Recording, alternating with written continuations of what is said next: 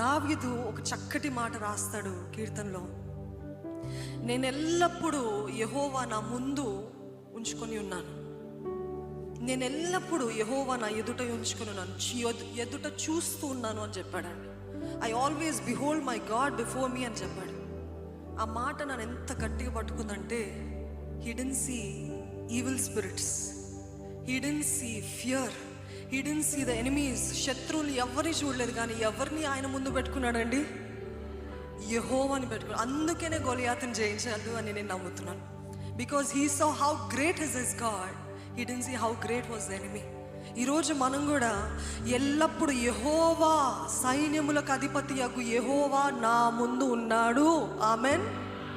దాన్ని బట్టి మనము విశ్వాసము పొందుకుంటూ, నేను చూసి శత్రువులు చూసి ఇదంతా కాదు, నా ముందు నా దేవుడు నిలబడి ఉన్నాడు, దాన్ని బట్టి నేను ధైర్యం తెచ్చుకుంటా.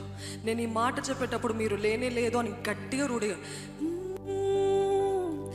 నేను సాధించలేనిది లేనే లేదు, జయించలేనిది అసాధ్యమైనది, విజయమెప్పుడు నాదే, నేను సాధించలేనిది,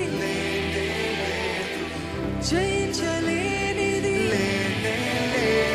అసాధ్యమైనది, విజయమెప్పుడు జయమెప్పుడు నాదే.